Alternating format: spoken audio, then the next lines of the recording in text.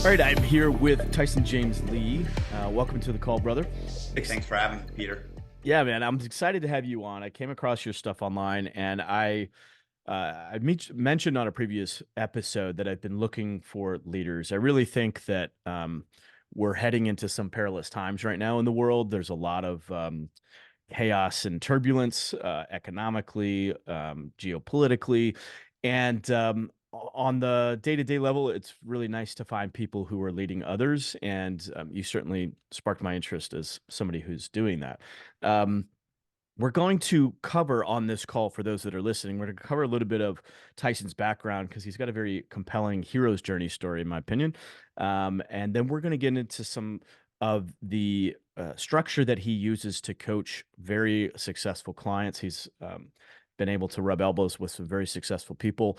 And I'm looking forward to extracting that wisdom of how to get people unstuck. How do they get out of their own way? And then ultimately, how do they find fulfillment and really fulfill their potential, which is frankly the spirit of this podcast, Wired for Impact? How do they get wired for impact? How do they create and do more good in the world? Because it's such a ripe time for leaders to step up and do that. So first and foremost, again, thank you and welcome to the call.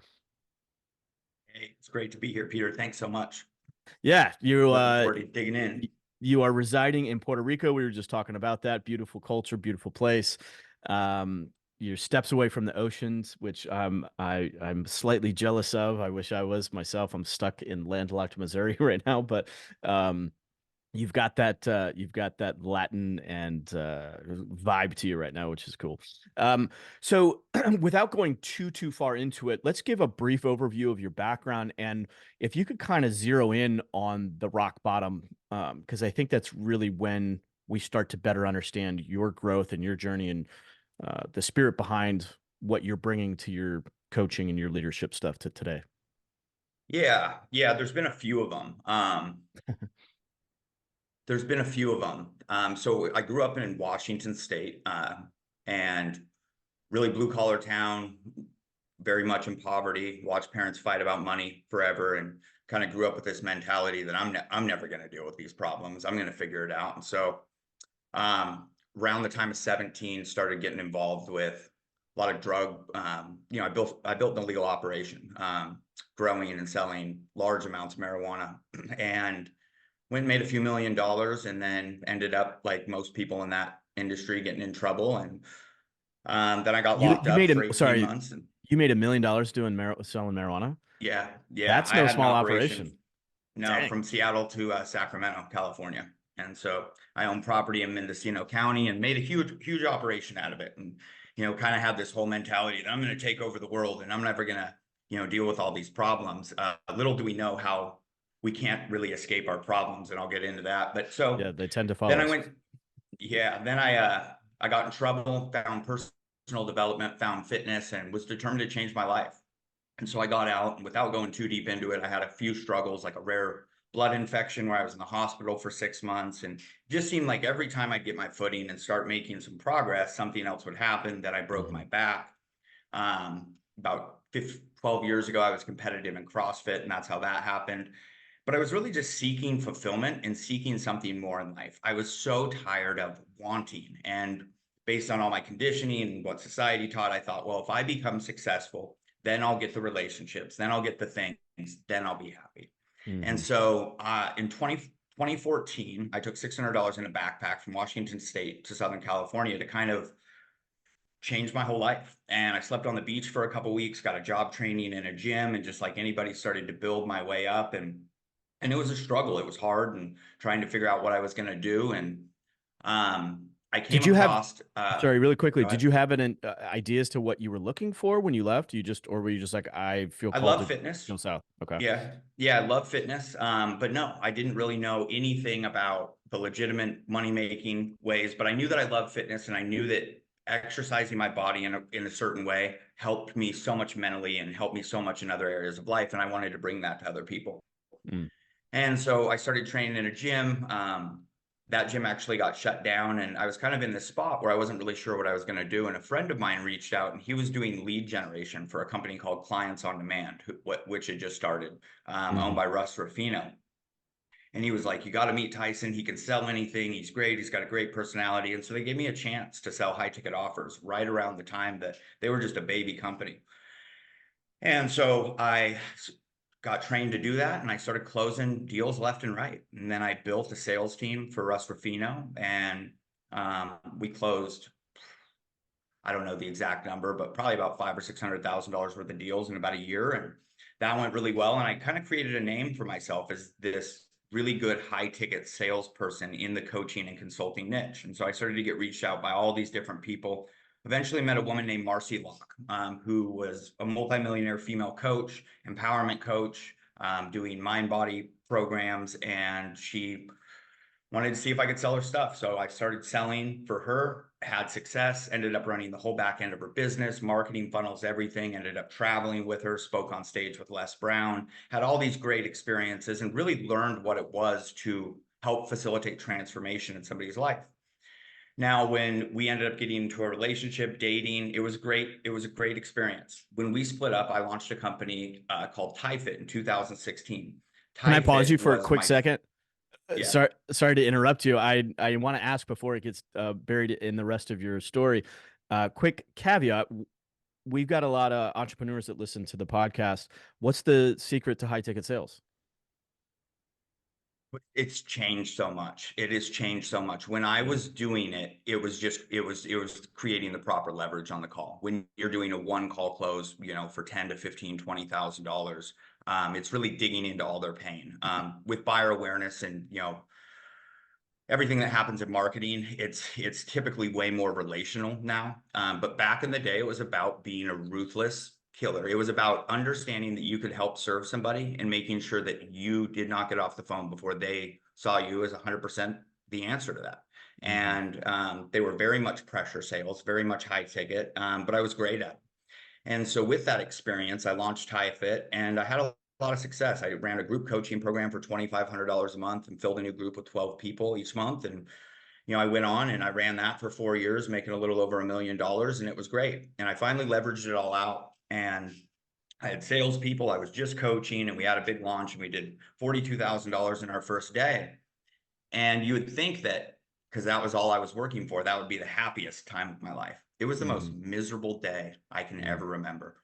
I was sitting out back in my condo in Scottsdale, having a glass of wine, smoking a cigar, trying to celebrate. And I remember thinking, what a crock. Like, Yeah. I am so disappointed. I have worked so hard. I have busted my ass. And all I was really after was fulfillment. All I was really after was that satiation of not wanting more. And I was so convinced that once I had what I had built, that I would be happy. And I wasn't. And so I got very angry. I got very angry. And that night, I got a phone call that my mother was sick with terminal cancer, a Mhm. mother I didn't have a great relationship with. Mhm. And so I had just reached the pinnacle of everything I've been working for several years. And I was more miserable than I had ever been. And so for me, what I had always wanted since a little kid was just to be happy and fulfilled. And so that's when things started to really shift for me. And I started to really take a bigger look. People love the way I describe it. I was very destination driven, and I had finally gotten to the end of the rainbow. And in looking in the pot of gold, thinking there's going to be all this gold, there was a leprechaun flipping me off, pointing to another rainbow. And it was just another journey, another journey, another That's journey. And such I a was great just like, metaphor. dude, Yeah. yeah, I'm like, when is this going to stop? When is this going to stop? So took a couple years, but all that eventually unraveled. And then I ended up coming to a place where I had learned so much from a personal development standpoint and a spiritual standpoint, but I was really struggling to integrate it all. I was really struggling to figure out how to change all these behaviors and patterns and all these ways of operating and thinking and pushing and grinding. But I knew deep in my heart there was a better way. So there's a couple years in between there, but really that brought me to one of the lowest points in my life after my mother had passed away, where I chose to give everything up, everything I owned, every possession. And I moved back to Washington State in a cabin deep in the woods with my father. And I pretty much spent 2 years in solitude alone, not with a certain amount of time, but really I'm going to find a certain level of fulfillment within. And if and when I find that, I will go build another life on top of that foundation, and Mm. instead of trying to use all of life to fill all the holes. And about a year and a half into that journey, I hit a 2 week point of enlightenment where I had found it. I was so blissed out. I was so satiated. This feeling that I knew existed, that I had been searching for through all these other means, was actually found sitting alone in silence.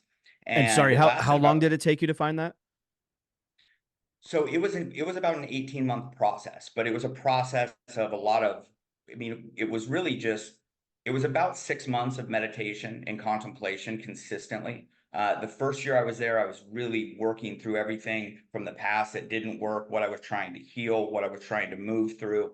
And then I got into a space where it was like, cool, I'm really going to commit to going within. And I just went as deep within myself as I could. And one day I woke up and I walked outside and everything just went slow-mo. I could Mm. hear every blade of grass. I could hear Mm. every leaf on every tree. And it was just ultimate matrix moment, just slow-mo connected.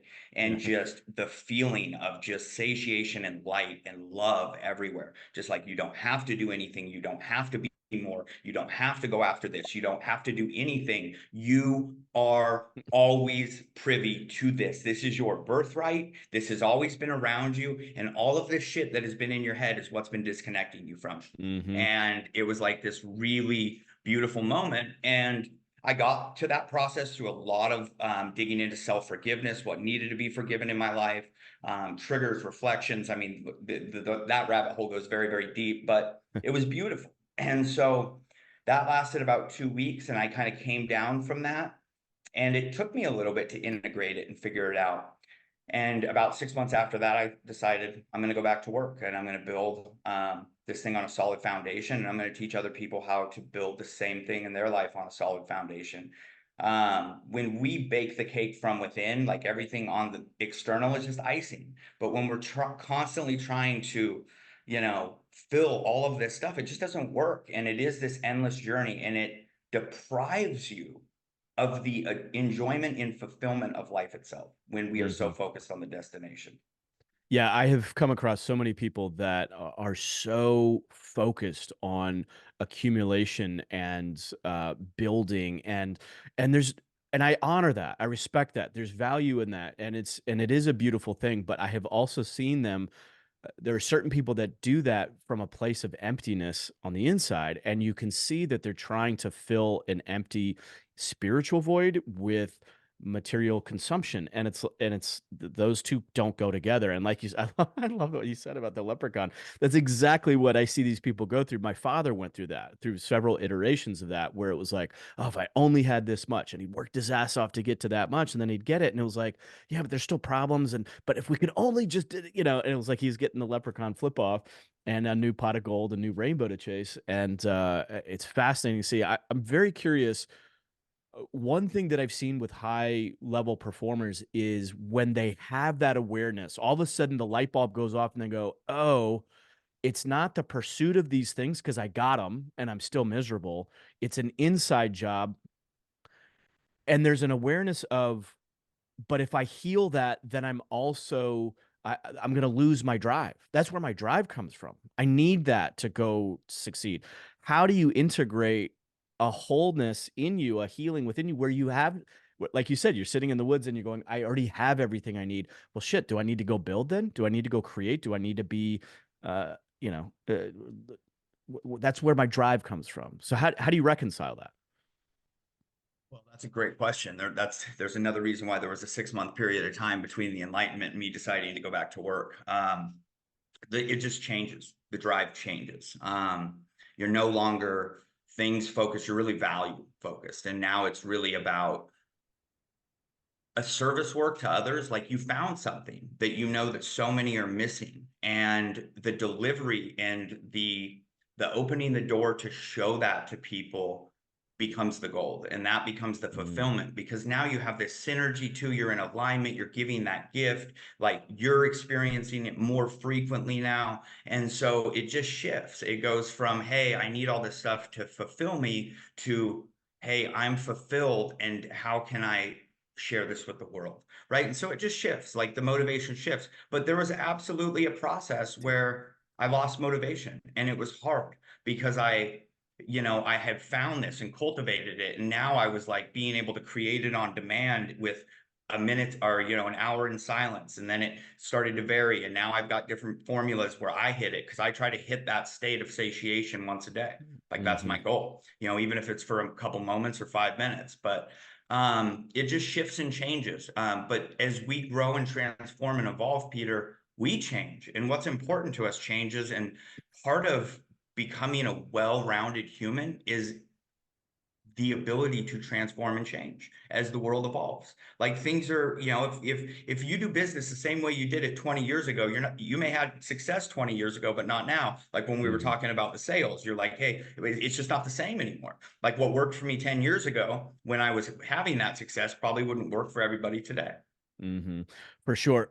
I'm fascinated by some of the training that you got from some of these very powerful leaders and how you've integrated them into your current practice. We've talked on previous calls about, I think, what keeps people stuck. You refer to them as the three beliefs of the ego. Can you explain what that structure is and how that tends to entrap people from becoming their highest best self? Yeah. So we're ascending in consciousness, right? Like really the time we're in, without going into it, it's a game of operating from the heart versus operating from the head.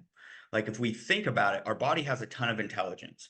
10% of us is from the neck up, but we spend 95% of our time up here, and we Hmm. spend very little time down here. And so it's really about tapping into the body, but it's understanding how the ego, the mechanism of the ego works, that it's here for our human experience, but it's also not best when it runs the show. And so when it comes to being an ego, every belief from the ego is a belief that we are separate, that we are individual, right? Every belief that comes from the heart is that we are one, that we are unity, like that all things are the same, everyone's a reflection of you. I'm sure your listeners are aware of that story. And so, through a lot of the work that I've done with other people and a lot of the trainings I've gone through, I've basically figured out and boiled down that there are three main emotions of the ego and three main beliefs that are attached to those emotions. So, the Mm, three main emotions of the ego are fear, sadness, and anger. Anytime that we are angry, it is typically our belief to what we believe that we are attached to because we think that we know best. And so when any of our attachments or the things that we are attached to happening in life do not happen or go our way, anger is typically the emotional result. The belief of fear from the ego, that is our desire and the belief that says we need to control everything around us to be safe. We're living in this world where everything is about protecting ourselves, becoming safe, creating money for safety, but it's all coming from a place of fear and separation. And then there is the belief of lack, which is attached to the emotion of sadness. So I'm careful with this one because you don't want to spiritually bypass, but every time that we experience sadness, what we're really experiencing is that we're lacking something, that we're missing something inside of ourselves, which is opposite to the belief of the heart, which is unity, connection, fulfillment, satiation. And so basically, there is a worksheet, and one of the cool things. So, not to get off topic, but I did create a website podcast page that I'll give you, and I'm gonna offer your listeners a 4-part video training on all this awesome. stuff that we're talking about. Yeah. Fantastic. Thank you. Yeah, Do you yep. want to do you want And to give that so, do you want to give that website out real quick since we're talking about it? yeah, it's TysonJamesLee.com. Okay. Okay. Cool. All right. So that's the ego at a macro level. Where you're going to shift into the pillars of integrity. Yeah, yeah.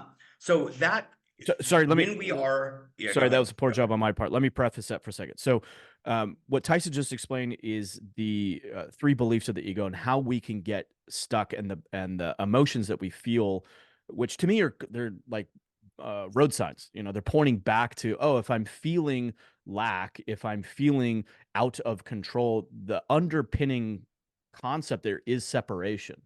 And so that points back to ego, and you can kind of unravel what you're going through by going back to that. I'd love to get your perspectives on some of that in a second, but um, then we're going to shift into the what you call the four pillars of integrity, which is how you essentially, once you come back into that heart space, I'm assuming it's like building out your potential through the four pillars of integrity. I don't know if I said that correctly, but that's I kind of look at it as like the brakes. The ego is like putting your foot on the brake, and integrity is putting your foot on the accelerator a little bit.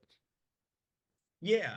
Well, there's two realities that we live in.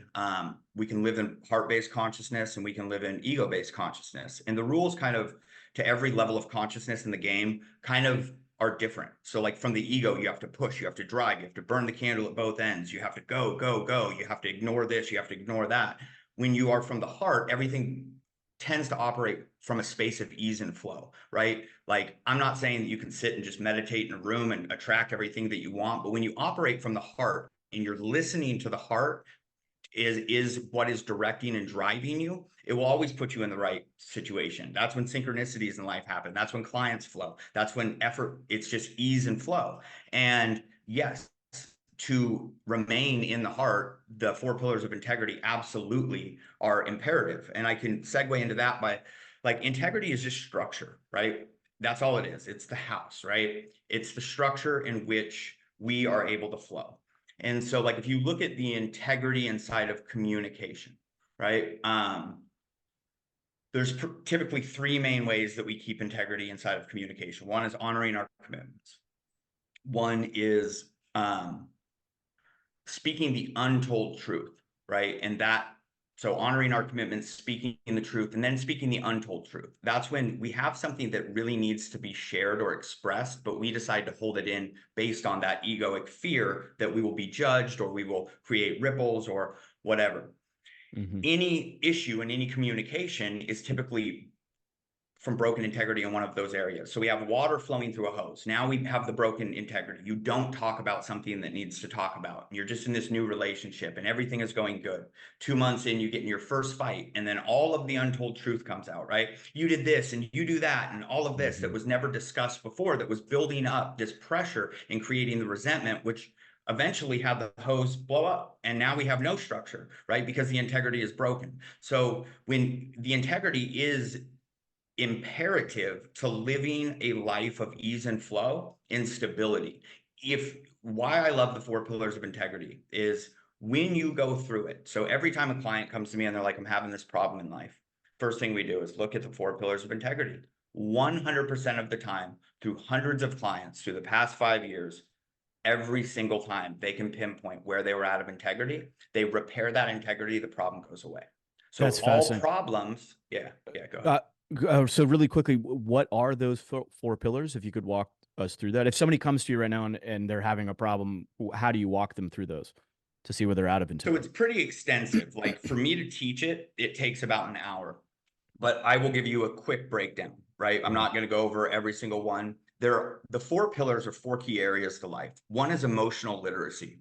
One of the problems with people progressing and people that struggle with in life is a lack of emotional intelligence. They don't understand how to keep integrity with their emotional states, how to feel their emotions correctly, how to dissect them, and how to operate from them in a manner that supports themselves. So the first box is 6 different things that in my opinion is what is keeping impeccable integrity with your emotional state, right? The next one is impeccable agreements, right? What is it to keep full integrity with our agreements with everybody else, right? And that goes into several other things. My favorite one on this list is 7, to see that keeping agreements increases your aliveness rather than thinking of agreements, rules people are making you follow. Depression, anxiety, everything, in my opinion, comes from a lack of alignment. When we goes back to the journey destination thing. When we actually look at it and we think about it, if we commit to going on a weight loss journey to lose 30 pounds, right? Well, we're not going to achieve that in 30 days, but think about how you feel after the first week of being perfectly in alignment with you. Feel great. You're excited. You're finally doing it. That's what creates the inspiration and aliveness inside of our beings. And so you have so many people walking around depressed, hurt, angry, sad, scared, anxious. Every single time, it's like, well, what do you want to do? How do you want to act? How do you want to operate? And so when we see our agreements is the fastest way to create aliveness and inspiration inside of our being rather than rules that we have to follow, we can stay inspired, we can stay uplifted, we can stay excited. And then we all know how the emotional framework works of gratitude, how more comes to us in that state. Mm-hmm.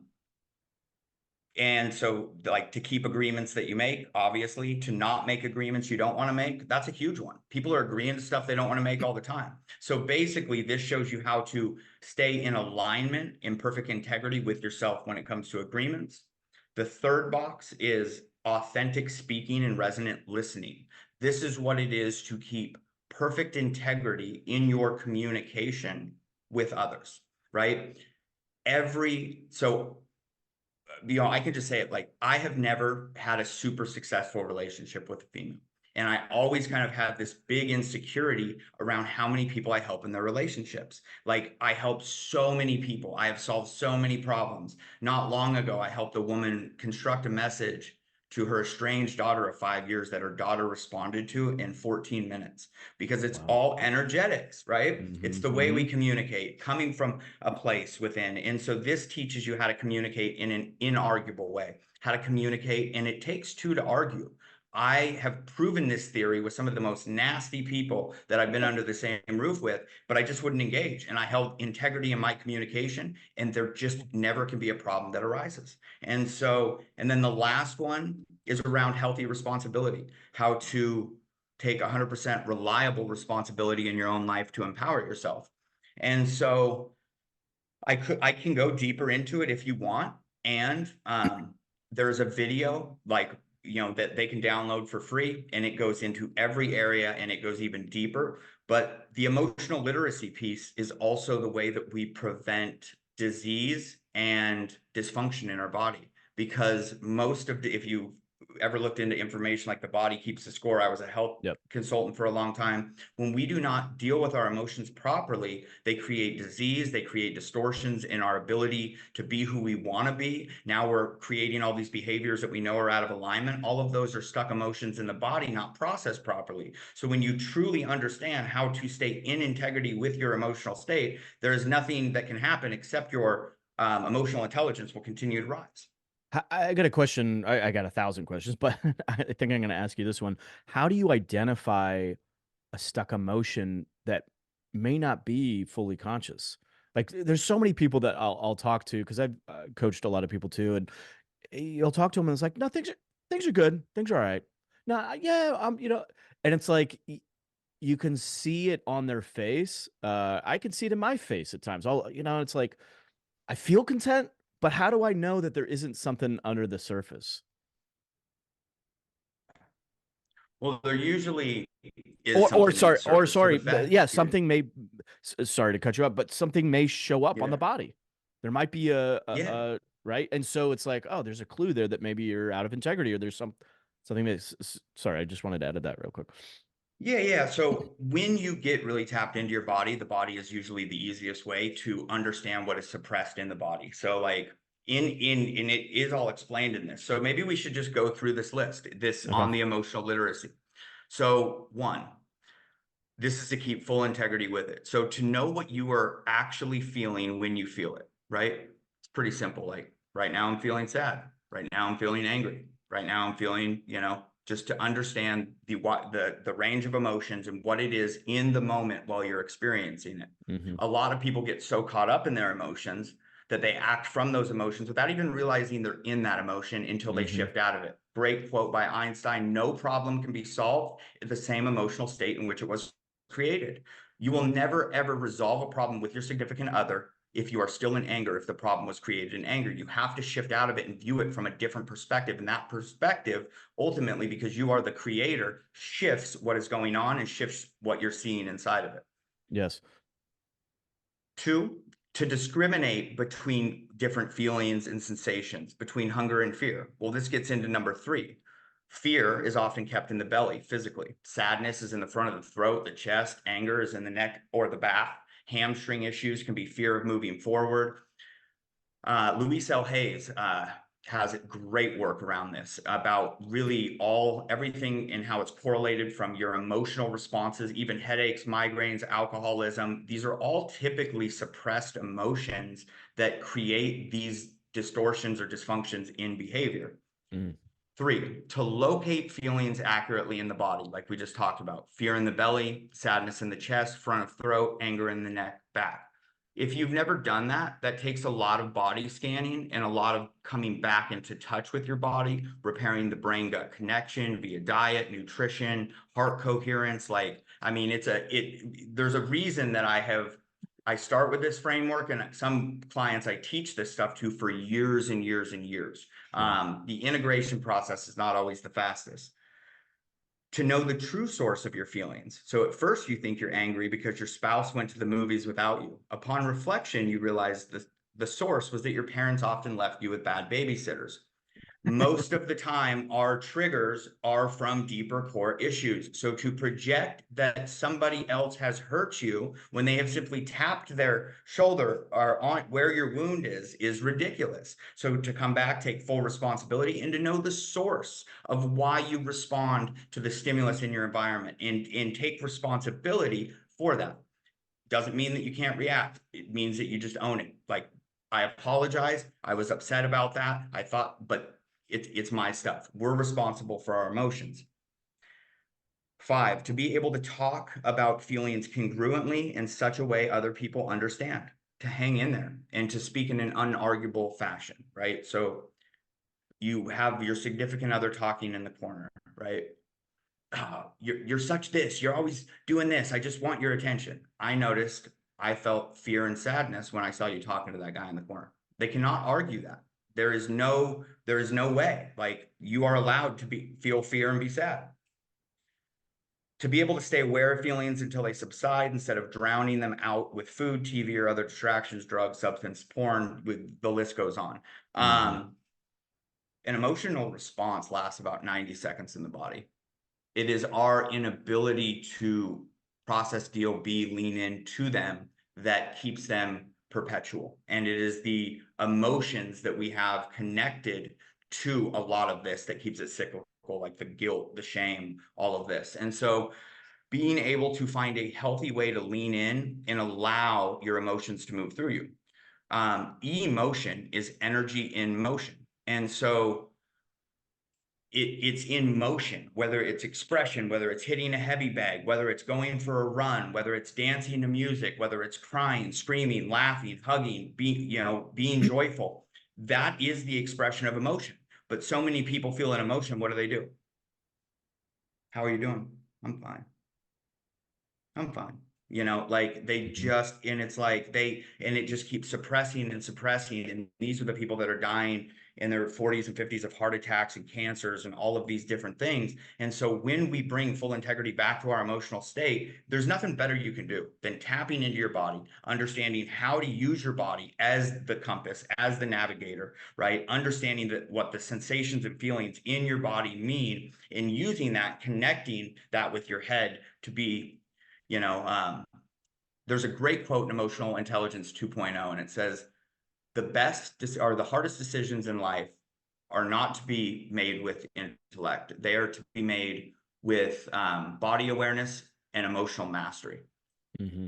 And it's really like, I get that somebody doesn't go from operating from the head to immediately using their body to make decisions. The process took me about 2.5 years, to where I would say 90% of my entire life, I am operating and making decisions with my body and my heart. Fascinating. I have come across a lot of men, and I know you work with uh, a lot of men. Men tend to be, stereotypically speaking, very head driven, very focused on the target. I got to meet, crush the objective, etc. Getting them into their heart, especially when you start to illuminate the deeper psychological, emotional issues, the childhood wounding, etc. A lot of times men can be aware intellectually of the issue. Oh yeah, my babysitter, didn't pay me attention or Yeah. whatever. Great. Now I have an intellectual awareness of it. How do I bring that into my body? How do I integrate those feelings of sadness and you abandoned me or you left me, or how do you said it's a 2 year process, but how do you do that? How do you go from that intellectual awareness to actually letting your body feel again and processing those emotions? That is such a good question. And there is no direct answer. It is a little bit different for everybody. Obviously, all of the spiritual tools from fasting, sitting in silence, meditation, breath work, all of those can be incredibly beneficial. One of the big issues that men have in transformation is the intellect and trying to figure out a felt experience through the intellect. The heart is a felt experience, right? And Hmm. so when the more it's like I'm like the more you use your head to try to figure out how to get this done, the less you surrender. You surrender and you allow yourself to be taught, right? You take a back seat. That's why humility is so important, right? Hmm.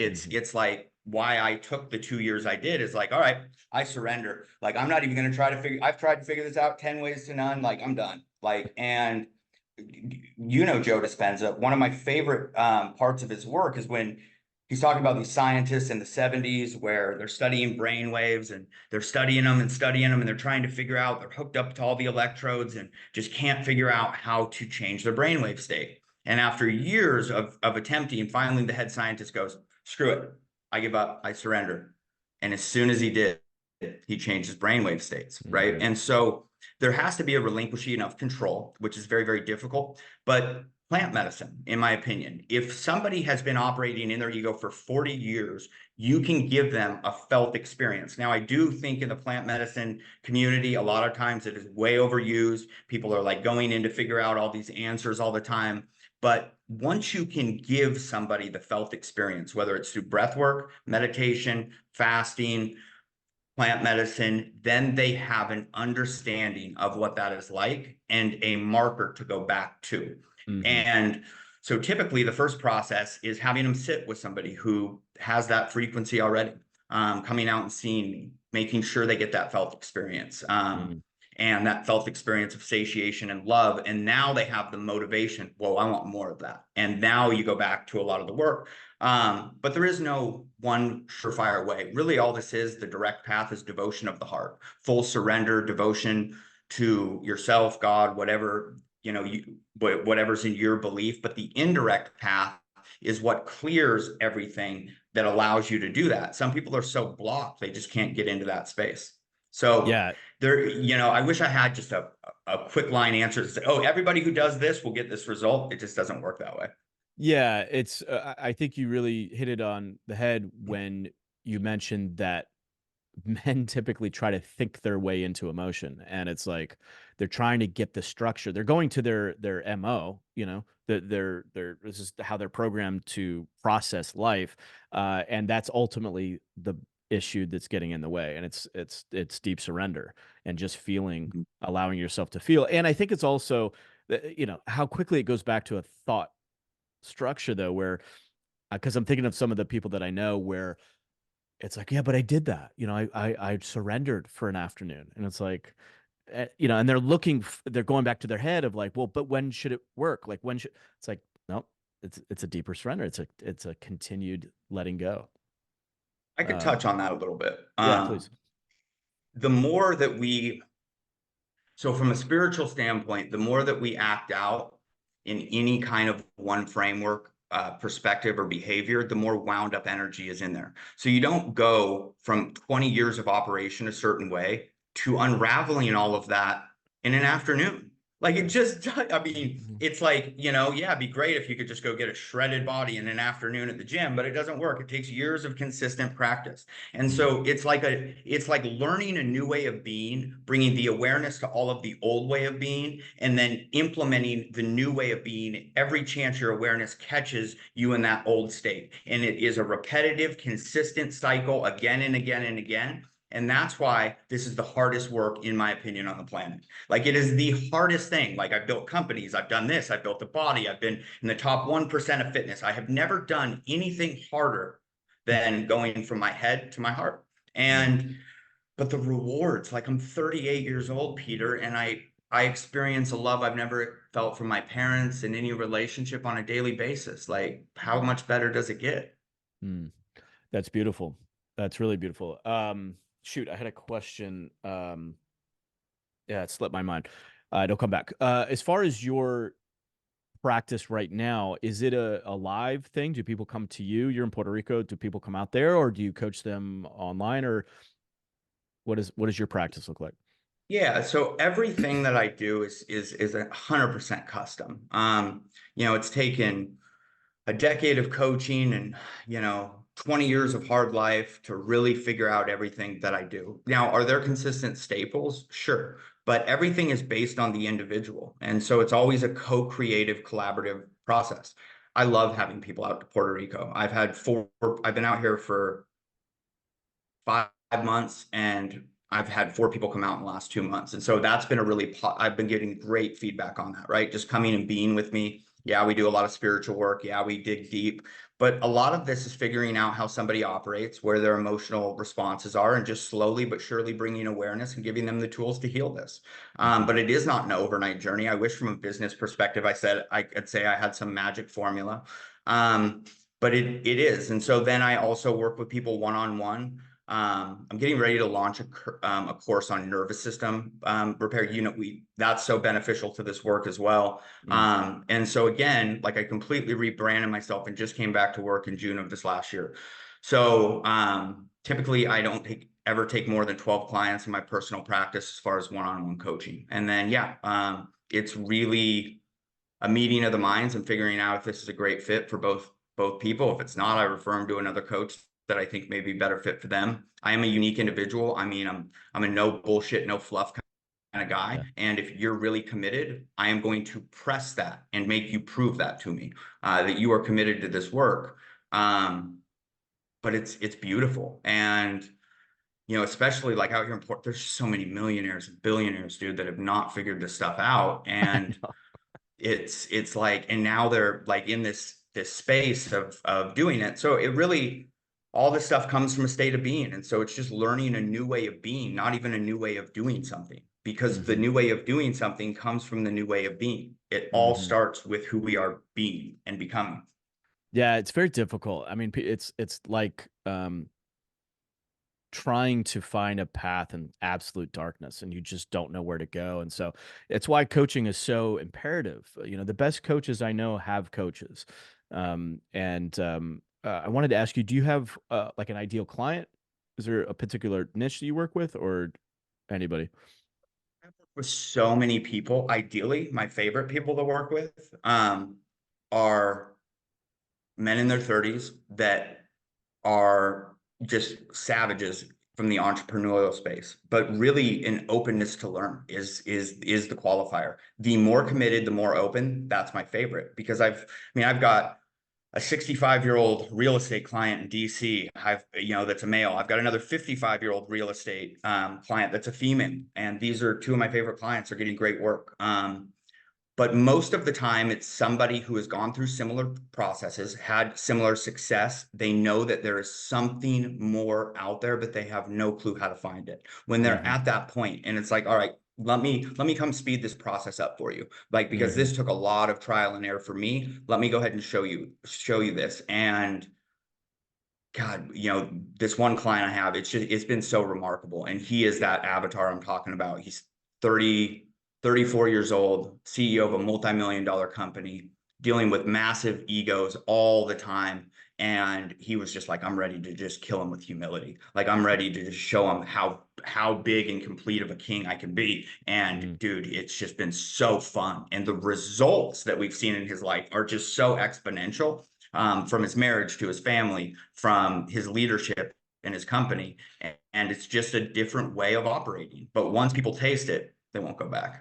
Yeah, dude, you're talking about actual fulfillment. And when you realize it, you said something so beautifully earlier in this conversation about I asked you what happens when you have an entrepreneur who's so driven and then they realize, oh crap, the drive comes from this emptiness. And what you're telling me to do is fill it up and be at peace. And then, oh no, where does my drive come from? And you said it so poignantly that instead of an external objective that they seek, it's like taking that gift of fulfillment and how do I amplify that? So it really becomes you're still driven. There's still a goal, there's still a target, but it becomes this inside out gift as opposed to let's help accomplish external objectives. Does that make sense? Um, it clicked a little bit deeper for me because I've been asking that question. I've asked that question to a lot of people. I've been very fortunate to be around a lot of very alpha, very driven, very successful people, and I see them get hung up in that. I've worked alongside them when I see them. When a light bulb clicks and they go, "Oh shit, my drive comes from my emptiness." You're asking me to heal that childhood wound, but the childhood wound is what drives me. So, yeah, that nuance is key, and that Drives them, but it doesn't ever fulfill them, and it just correct. keeps getting bigger and bigger and bigger, and the crevice gets big, and eventually it becomes, no matter what they have, it becomes that unbearable. And so it really is, yeah, it's, sorry to cut you off, but yeah, it's I feel you. I mean, I'm passionate about it. No, it's a scary place, and I've heard other people talk about this too. It's on Joe Rogan's podcast. He talks about some of his billionaire friends that are just absolutely empty and miserable, and that's people don't realize this, but that's a scary place to be when you accomplish that which you think is going to bring you love, joy, happiness, respect, approval, and none of it shows up, and you're lonely, and you have everything. Where do you go? What do? You don't realize that it is an inside game. And so I love what you're up to, man. And you speak with such passion and conviction, which illuminates the fact that you've done the work. 2 years. Like, and I love that you're like, fuck it, I don't have an easy answer for you. Sorry, you're gonna have to work. Sorry, this is gonna Mhm. be a little bit difficult. You know what I mean? Yeah. I think so many people are looking for, yeah, but how do you, like you said, how do I get ripped in an afternoon? No, you can't do that. You're going to have to Um, face all the shit you've been avoiding for 20, 30 years. Yeah, Not, yeah, that's never that's easy. no, Like it's not. there's no way around, there's no way out but through, brother. Yeah. What It's do the only you way. At least, if somebody finds one, come share it with me. I I'm love I'm that. all for easy ways. But the only way I've found out is through. And so I have Yeah. people come to me all the time. Can I just get some energy work or some Reiki? I've been dealing with this thing. I'm just done dealing with it. And I'm like, no, like be with it. Like learn to love it. Like absolutely, because the love that we have, we are the creator. So our perspective is the creation. And so when we take what we once had guilt and shame around, which once was empty and dark, and we are able to bring a high level of a degree of love to that, it is that love that alchemizes it and changes it into something different. So people are like, well, let me go to the gym more, let me make more money, and then I'll have more self-love. All this stuff on social media, right? Like, well, look at me in the gym. This is my self-love practice. No, dude, your self-love practice is loving yourself 50 pounds overweight in the darkness, broke as shit. You find love for yourself there and then go build that foundation. Why does everyone lose 50 pounds, gain 50 pounds, back, force, cycle, sabotage, back? It's because our set point is where we always come back to. And Mhm. once we create a joy and a gratitude and a love for simply opening our eyes every single day, that is when life gets fucking awesome. Yeah, yeah, dude, you're getting fired up. You're getting me fired up. Spreading some of that Puerto Rico vibes all the way out here in St. Louis. Mm-hmm. What is the biggest hang up that you see? Like what is if you could share if you could hit as many people as possible with a message of how to get unstuck, what do you think is the biggest thing, the most common thing that people get hung up on? There's so many things. The big one is the belief in separation. It really is. Like there's nothing good that comes from that. And so it's maybe not the biggest hangup, but it's the starting point. And it's an understanding and a willingness to know that you are all powerful. A lot of people have, with the lives they created, they don't want to take that kind of responsibility. Like, because Yeah. everything in our life is everything, the way we view everything is developed to convince ourselves that our situation is just or validated. And so it is the belief in separation. If with a belief in separation, you in from that place, you cannot create this transformation. So you have to Mhm. have the felt experience of oneness, of connected to all things. And then we talked about the second one. It is thinking you can understand this work intellectually. This work is done differently than anything all these successful men have done, but they've had all this success in the way of intellect. And so, dude, I mean, sometimes it takes a year for me of constant rep. You're back in your head. You're trying to figure this out with your head. Well, just tell me, like, no. like go sit with yourself. Let me know what yourself tells you, and we'll dialogue about that. Because Mm, again, like I'm not even like nobody is better to guide you at your life than you. And so really what I do is I help people connect to themselves and teach themselves how to guide themselves. I love the non-coach method. Like I say, 2 years of the right coaching, you never need a coach again, mm. at least from Um, a spiritual perspective. no, totally. I get it. Anger. How do you help specifically? I mean, I know women deal with this too, but men can get into that place. An angry man is, it makes me so sad, ironically, to see angry men. I've been around men and I've seen them in their family dynamics, and I see the way that they treat their kids. I see the way that they treat their wives. I see the way that they treat themselves. They're so hard on themselves. It's such a grind. And I'm like, how do you help somebody in that situation to untangle that anger?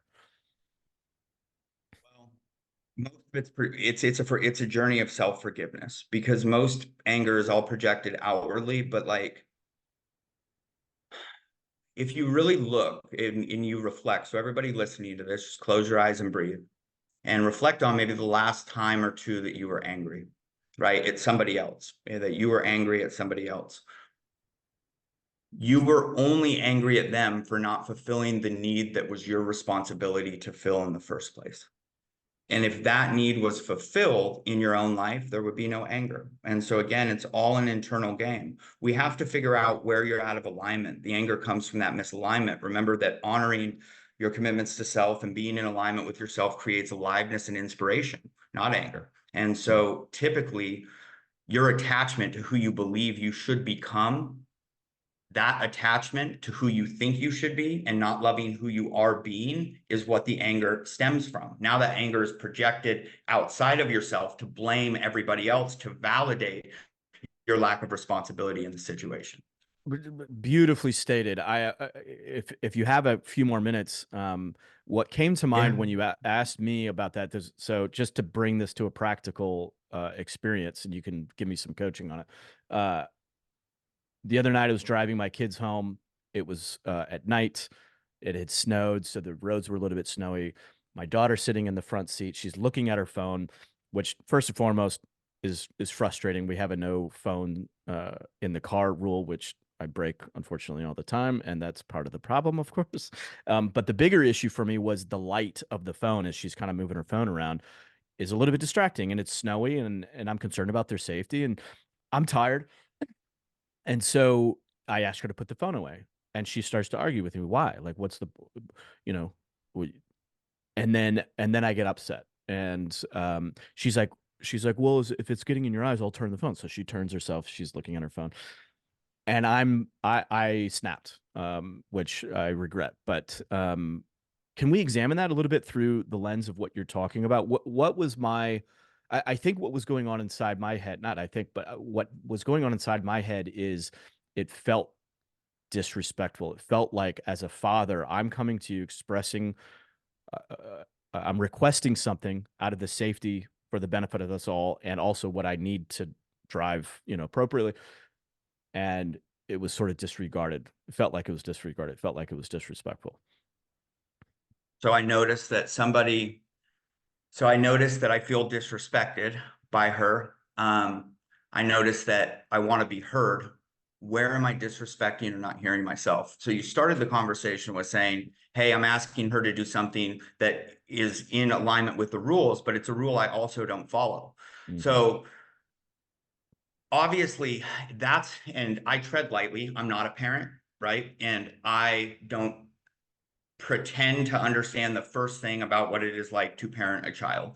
And so I imagine that there are different rules and boundaries, but it's just like Carl Jung, as without, so within. And so, like, most of the time, it is usually a past version of ourselves that we're trying to forgive. So, for Mm. instance, um, like at one point, my early 20s, I was a burnout drug addict. And for years, burnout drug addicts triggered the hell out of me. And it was awareness of a part of my past that I had to go forgive.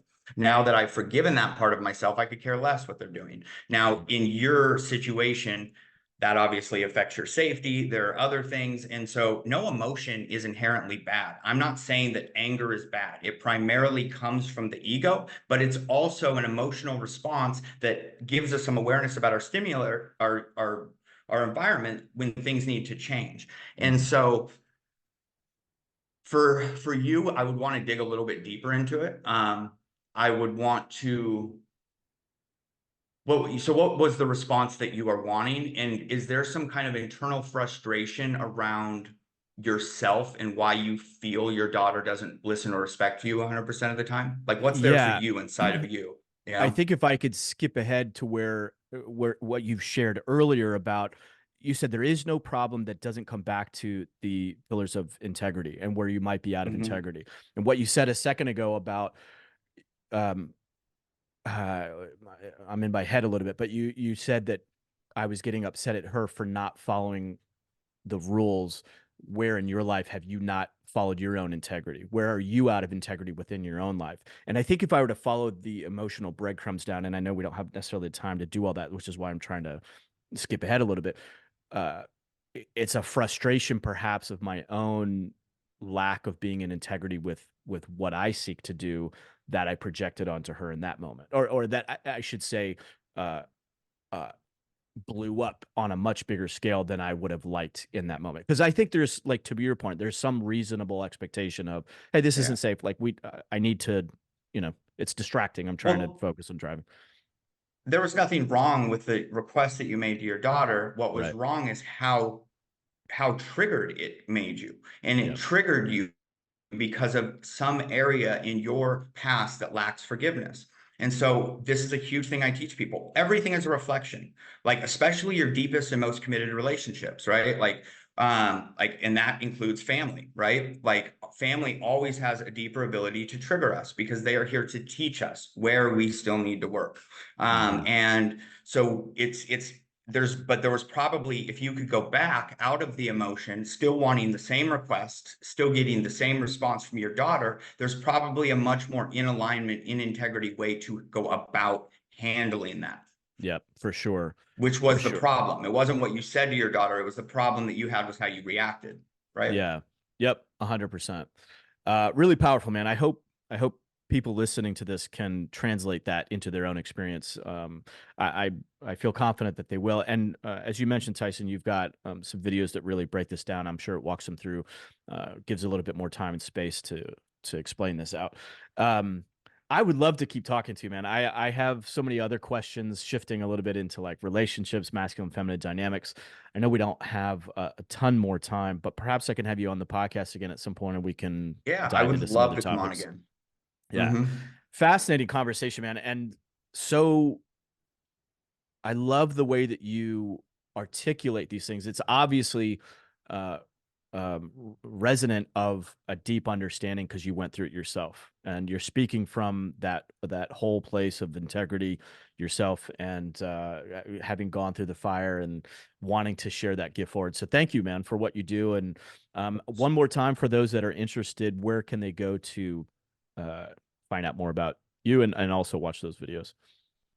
Yeah, so again, I'm still kind of in the process of rebuilding everything, but we threw something up on TysonJamesLee.com. I just ran a short 4-week course when I came back online to kind of share everything that was working for me for a group of people. And we recorded that course, and now we're giving it away for free. It goes into the Awesome. 4 pillars of integrity, the openness to learning scale. There's a call on there where I'm actually in person, live, dissecting everybody's stuff, so you can kind of get a feel for how that information is utilized in real life. And it's great. And then Tyson James Lee on Facebook.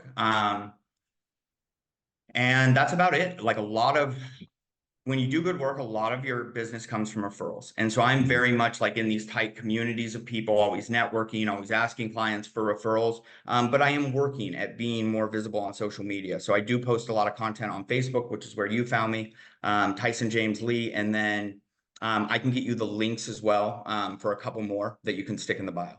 Okay, fantastic. And then one last quick question: Are you? I know you've coached other coaches. Are you doing that right now, or is that not a part of your current offering? No, there's nobody I love to coach more than other coaches, because that means this work is not only going to go through them, but it's going to potentially impact hundreds of thousands. Yeah. And so I like, my favorite people to coach are absolutely the people that want to bring this information to other people. But a lot of times it's not even other coaches that want to make money doing this. It's leaders of organizations that want to bring this into their company, right? Or their Mm. people. And so Mhm. anybody in a position to be able to take this information in a place of leadership and expand that and my impact through that, that's always the go-to. That's the heart of this podcast is lighting up other leaders and amplifying the good. So, Tyson, you were awesome, brother. I appreciate what you shared today, and I'm glad you went through those struggles so that you could learn these things and hang the lantern up to lead other leaders. Brilliant conversation, brother. Yeah, it was great. I really enjoyed myself. I love how much of a free flow it was. Awesome. All right, take care, brother. All right, you too.